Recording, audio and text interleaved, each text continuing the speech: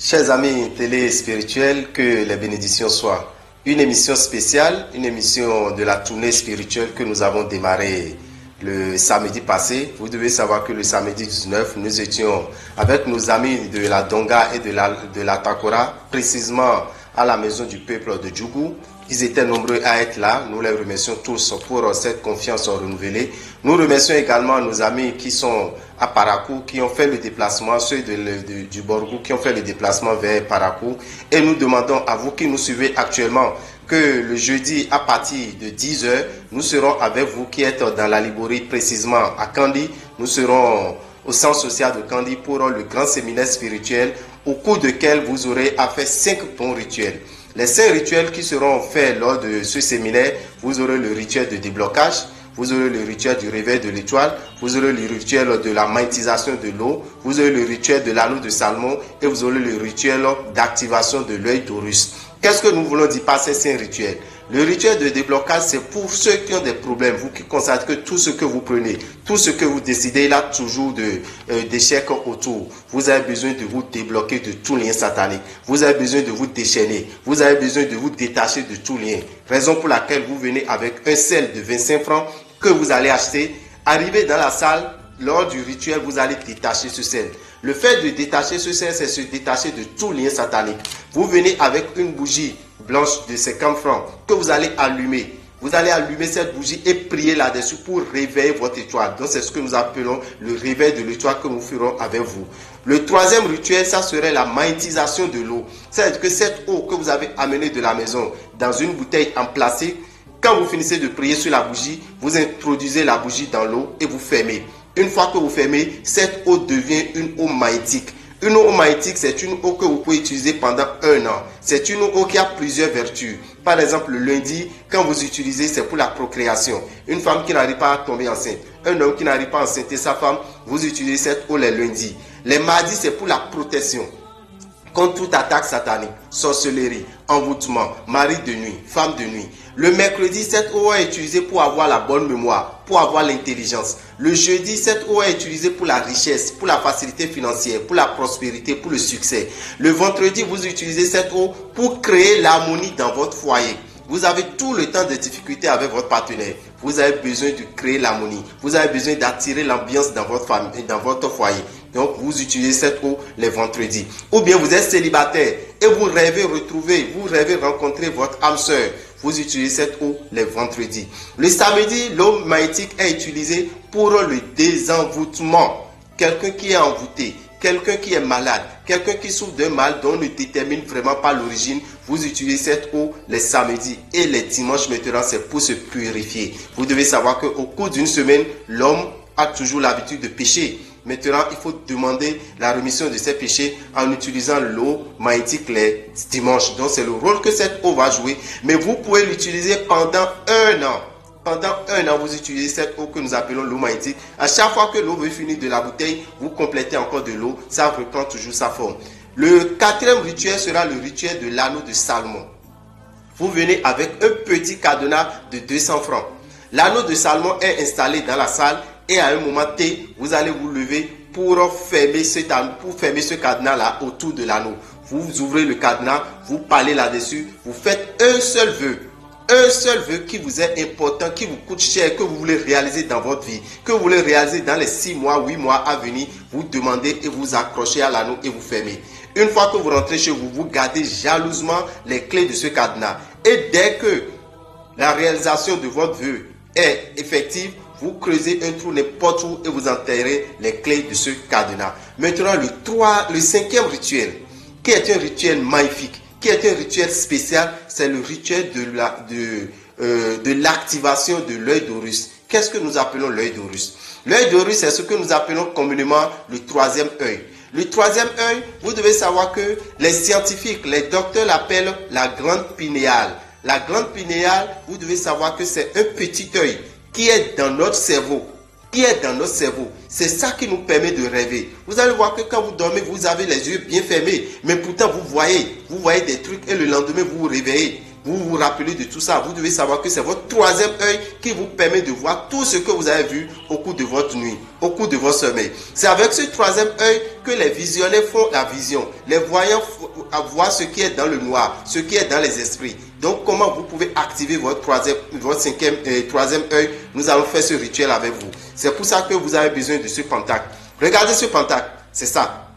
C'est le troisième œil, ça. C'est ça qu'on appelle œil d'Horus. Et on appelle ça la glande pinéale. C'est ça que vous allez activer pour commencer par voir, pour commencer par avoir la voyance. Même si vous n'avez pas la vision, si Dieu ne vous donne pas la vision, vous allez au moins désormais rêver et vos rêves seront réalité. Vous avez un sujet qui vous tracasse et vous voulez dormir la nuit, vous vous concentrez, vous ouvrez votre troisième œil, Dieu va vous montrer tout ce que vous n'avez pas pu comprendre et le lendemain, vous saurez les décisions qu'il faut prendre. Accompagné de ça, vous aurez un CD. Voici ce CD. Le CD des esprits de lumière. C'est une musique des esprits de lumière que vous devez utiliser pour pouvoir activer votre troisième œil. Donc nous aurons à faire ce rituel qui est le rituel d'activation du troisième œil. Le troisième œil, c'est important de l'ouvrir.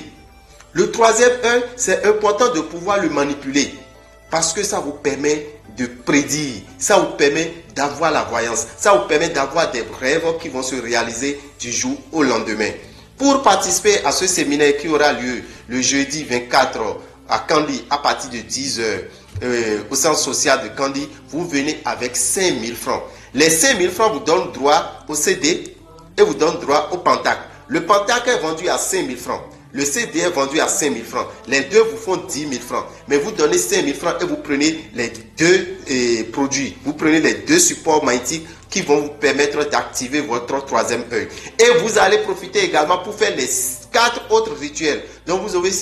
5 grands rituels que vous aurez fait avec 5 000 francs. Donc nous demandons à tout un chacun de vous de faire le déplacement. C'est le même rituel, c'est les mêmes rituels qui se feront le samedi 26 à la maison des jeunes de Savalou. Donc vous qui êtes dans les collines, déplacez-vous le samedi 26 à partir de 10h à la maison des jeunes de Savalou. Et vous qui êtes à Boycon, vous devez savoir que c'est le dimanche à 15h que nous serons à la maison des jeunes de Boycon le dimanche 27 septembre à partir de 15h. Nous demandons à tout un chacun de vous, en voulant faire le déplacement comme nous l'avons fait à Djougou et à Parakou, n'oubliez pas de porter vos masques parce que nous ne devons pas oublier, le Covid-19 est toujours en vigueur. Donc nous devons tout faire pour éradiquer ce mal. Et pour éradiquer ce mal, pour contrer ce mal, vous avez besoin forcément de porter votre masque. Les produits de Rabitan seront tous en promotion ce jour-là. Ce qui est à 1000 francs, vous l'aurez à 500 francs. Ce qui est à 3000 francs, vous pouvez avoir 2000 ou bien 1500 francs. Donc nous demandons de faire le déplacement pour profiter de cette grande promotion de 2020 que nous avons prévue pour vous. Pour tout renseignement, appelez le 96 44 90 89 94 46 15 75. Dans le strict respect des précautions contre le Covid-19, Dameo Rabitan organise 5 rituels ce mois de septembre, à savoir le rituel de déblocage, réveil de l'étoile, préparation de l'eau magnétique, le rituel de l'anneau de Salomon, le rituel d'activation de l'œil d'Horus, appelé troisième œil.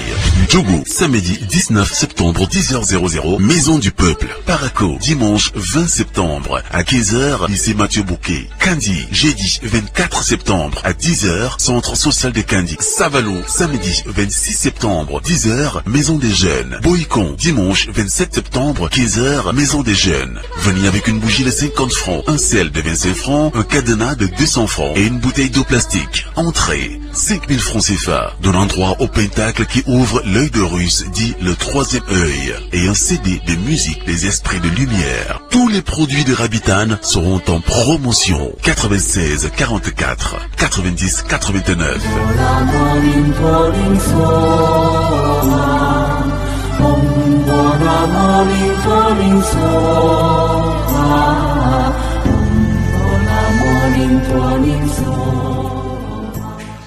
Metetodo mitole mikudo le wen mokudo mekupon mito ben lokolo miton bolo ma ogbe to sifa ni kondo mi mebiji mina ton kombolo je o tourner miton mi obe tourner o bula don mi dojiro samedi o mi no Djougou dimanche o mi no Parakou mi me karo Kandy po le doton le po mi me ro Banikwa mi me ro Malawi mi me ro Bembereke mina don mi dojiro jeudi 10h, mais le centre social Kanditon. Jeudi 10h, mais le centre social Kanditon. Mais quand le centre social Kanditon de 10h, nous avons télé au final, maintenant tout le quand tout m'aider étoile met ton fifon sur le tout nata et o sin dida sin de na yin ja o sin o de anada comme la sœur côté gbo mi na clewe et no lo anneau de Salomon nous e no ka kasa go abno sudo mi na le bleu mon coton tu o no atongo e na yin do jiro mi na nu ku mi to atongo nu ku mi to atongo nu atongo e na do jiro mi na nu ku mi to atongo de do tawu mi yo do lo ku mi to le mi na tu no jiro nu ku atongo do tawu mi tu o wi mi no mi mo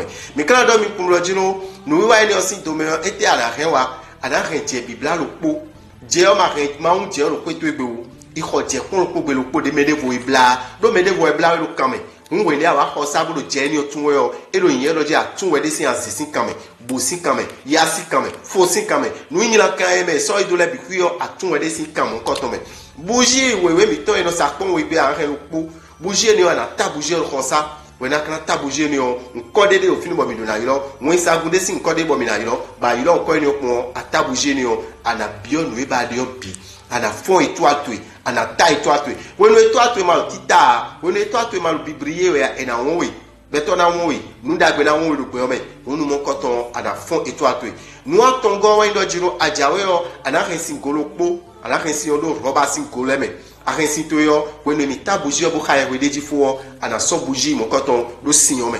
an so buji do sinyo me do go me wenu aso de 23 ala su wenu asu sinyeni yo an tuno je ko so sin a reaction ko gbe one o me sinyeni yo wuzu ron sinsin e wuzu ja o sinsin bo sinyeni yo me do fi bare me babna doko me babna moko e na san sinyeni yo lundi le mardi o sinyeni yo me baboni nu yin kan de ma so pe o azeli ma pe o tuton boni ma pe o siton nu yin kan pe meton le debo ma se de ni se pon yo e na san sinyeni yo mardi le mercredi o sinyeni yo e wa yin te me do nu yin zizimbawe me do flimbawe do amado flian asiri yin ko amado nu yin zizin aso to esi yin ko un gwe me mon koton sinyeni yo anazam mercredi le won gen azam viero aso me yele jeudi yo e do dudeji si apakwe sinyeni yo anazam jeudi weme do dudeji bai weme me ko yin bai weme babo ni so ikan la so me weme babo ni akweni di akweji nu weme babo ni ajo to ni inu kan weme do to me de na yiwe weme do ndagbe bawe yo anazam sinyeni yo jeudi le e je vendredi yo sinyeni yo ezanu fifa do khosa fifa do na do khometo sa wenu zozo do khoto sa we binu amo akoyo akwena wanda gbe ya vina do zozo do e nu ko yin atin we ya on fifa do na do khoto sa sinyeni yo ana no san vendredi le bo wa jije na no nu kiko na do asupa si potenti we me maka do asuwa we me ma do asi aboka lo hudo ni otome bodo bibawe yo anazan sinyeni yo vendredi e na zombo me na ya sunwe me na ya sinwe me na ton fifa présente me bon kiko na no présente me yo ana pe me mon coton samedi yo ezansi no kweni yo nu ete wiwa nu me la zone jewe bo azon wa guzo azon budo e blo scanner e blo radio e blo nbikwi e blo analyse le bi e mo azon ejedi yo sinyeni yo e na san sinyeni yo nu me mon coton le samedi le azon yo na nbigboto e je dimanche sinyeni yo no le bono le medewe eno le mono le medewe do mi na tuno je semaine lo pome yo mi me gbeto de ro tele yo mi no gba che janwe a che gbigba ma gbedu to ka jan no so we soke mi un dimanche le no san sinyeni yo mono bi o we soke o mi na don to mi tele lo jiro nu sinyeni yo na blu one bo sindi ya bo mi kan zanu ko lo po sinyeni yo do misio mi na zanu ko lo po mina tun ko lo jiro e lo vivo yo mina lo si konde die e lo vivo yo mina si konde die pon bana mo lo jiro ma ogberu to e kana wa ja o to lo bezan mi to me nu a enego wa ndo jiro ndede bo mi no de to bo ko me mi no de nu to me no yodo anneau de Salomon ajawe yo anari agasa ko to pe vi lo po agasa ko pe vi lo po de no sa content ton arin muna ko agasa ko do khosa bo nu e ba de alo pe pon mi elo fine ti yo e fon we di alo e dalo tuto iblo jiro do ba nte ba de lo présente me do nu lo poge yo ndi do jiro ndi na fine tantan ba lu no ba ikan ko lo me nu mo koto ya na bio do khosa nu lo poge we bio do akasa go oji abio da akasa go oji yo ana second anneau de Salomon mna so pla anneau de Salomon mna so akasa go ni o mna so chabi akasa go ton bo so e kweto igbe wenu e abio nu e ticheme nu ya bio amonu mo koton anakun doro fie juro bi bna so agasa go sin chabi le de me bna su ana mo ji nu ni o de abio anamo bokna le vodu leton nu aton go bi so ro tenmi bo nu dako nu pataki bo e mo no bleu fi bia e mo lo kle me bia mi na tun ko lo jiro nko lo do mi tegbe lo jiro L'inirabital ton ouais no jiro le miton le mina no jiro koko do nous yesime si akpakwe yo vo le indépendance spirituelle bon nous ndek pachamio et so besoin motanda na wezu kampe we anyeli so on na glum ene e ouais no jiro nous kon miton et nous kon atongo e mido bon mi yo do œil d'Horus bon docteur le no yo do grande pinéale nous kon atongo e nio mina fon nous kon mina ta nous kon nio mina wazolo nous kon nio jibo bode so abio gbigbomele are na je monji nous kon nio no blone nous kon nio no zombo akudro zameyo bon nous kon to le bikilo mimio anomonu anamo wede ba lo tolewe asimo wede ba la zomeye asimo wede ba lo tire do hameliwe asimo wede bo kanide oyawewe nous kon to le lo mimio bon ya ka monu mo ko to le bifigbon ba ivon ba le vo flin bifigbon anato kumbolo jiro nous kon atongo edo takami tombe bo enu yodo œil d'Horus bon mi no le troisième œil nous kon ne zo a mon coton mais gege kati mo no kudro bo no flin an do nous kon enu edo aso wa e kandia mais gege ti me kudro no hydro adia edo aso wa e kandia do na kudro adi ba kudro do ndeji alo nde pacha ba mlan zame bo do ma wa ni khla mi nu enu yo mi ba bla mo dona e na khla we bifi bon nous kon atongoji ba fon ana le vo flin de ana blon mon coton bon e we mi do mi na khlewe pepepe mina mo lo jiro e me gege no do e o e kun yo ba na kan pon e kun yo ba na yi e na kan gbeza mi ton pon mina kan gbeza mi ton pon a o e tetu ma wo kan khlen mi bon drome mina kan gbeza mi ton pon a mina tunu e jaje so gudu a o e tetu ma wo kan khlen mi no drome no e tu ma wo do nu ko atongo ne un e nu nyanya debu be na kan gbe mi ton pon e nu nyanya debu a eme kanu do eni obono do jiro e o mi ma yi kanu ko mi ma blo le o akayi go e tombolo be do ye kanu yo e no je nu monu meji e no je ko don meji be ni o ite no yodo eni nu kikande e ma blewe o kwede suwo ariana pon nu wede suwo ada mlan monu we so anu tele mna mi onu kumbo ni ma wo na enu mimo ana enu mimo to di denye no mo bomlo don to vito silebo mi no do khoton suwo yo nu mo koton mi na khlemi mi na to kumbo jiro nu ko atongodi neno yodo œil d'Horus odi nous kondi we mailo eno yodo pantak un we mailo ena do asitwe we ni awa khosa mi na sonwi bo we mailo ana che piponji akara pon we mailo bla blo exercice ni okaka bla fon kunto yo ana tulo jiro rende de badu na no se beno yodo mantra wensagun ma uton lesin ham ewe ana okiko we bana do nu kun ni ofon bo nu kun ni na fon bi fi ba na je monji amatrem mole amatrem yon kumbo monu le ya adam lo ire na khlewi nwadi ba fon ena impomo un mon coton no lo dion fantakle lo chaki aton mi soro 5000 francs chaki atonge agban ko lo mi soro chaki aton agban ko lo mla blewe ya ni an ifi ana ibra khole yo ewe bi an mo chaki ko aton eno mo 20000 eno mo 25000 we tumno ko akana mo 5000 chuo nu yiwa mi soro te bo mi me lo candidate Minawa maison des jeunes candidats Minawa centre social candidat et jeudi 24 ben 10h bonawa nous wa ni ko mina do mi no chaki aton we minana mina chaki aton mina yi agba khoyo elo bona yi we mai lo deji we nu we lo le ko block chaki wo me akara so chaki aton jo bona yi we le ba le wo bio khosa nu teme de khanu le ana le wo block bi khui we tuna to si khosa on nous coton mi do mi na lo khami mero mi ponele bon mi kan to ko bladiro mi gosi et candidat jeudi vendredi samedi mi na do maison des jeunes savaluton ou mi me do sokamele dasawea panwia wea savewea bantewea fielele do fieno bio mi na do mi pe mi do savalu do maison des jeunes savaluton le samedi 26 ben kan wo me pepe sans entendre 10h mi sort si fini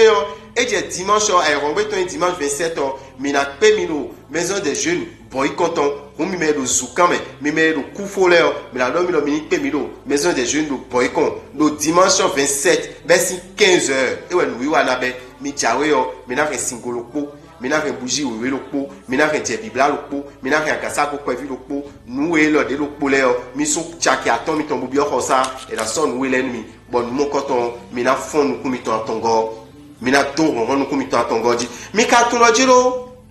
de no vi mi to de letin but akume to ma sono pe ya be lo nu la do blo nu blo yo ete no zomo nu ko atongo lo kun bo so suwa nous quoi tongo et le muso soit do e dan sedo e sen sedo e o weso a nous sien mito no le gain yo le bo e no lo ton azizo ton e jijo nous ko no di bo nous ko hu e so no soit e ma soit aso si dam lo anje nous male moji mide ton no mi kaja blo kamio a rien na hu de jilo bon a rien na sou de jilo bon a rien ada eni regle bo ne ko bi huyo mais de kasi le dan sedo bo tagometo na zoaji bo anabem de dido anje no lado dio eni le debu de meya o mi na do mi kumlo jiro ministère komi dame urabitan sin be ministre seto nyemo mile nkra do mi kumlo jiro mina yilo 96 44 90 89 96 44 90 89 94 46 15 75 bon ma gbedo tos fifa ni kondo lo ko mi ton leji mo mi na tun kun bolo jiro 10 ans de dion no vi mi ton balance le o e de la je ko ni ton luji mais balance o mi na tun lo jiro jour de chance ton vendredi ouais couleur de chance ton couleur rose semaine le diawe o mi na le agbaje me nu balance le bolo ko mi ton le o ma gbedo tos fifa ina kondo mi me biji ina tien mi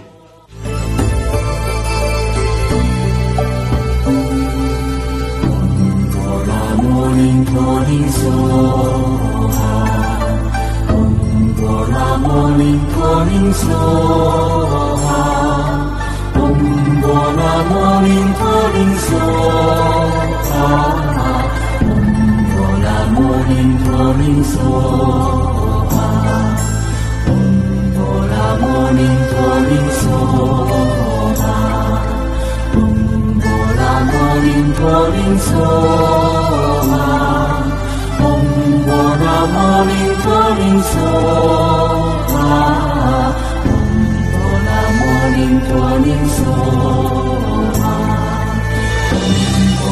morning Soha, morning Soha,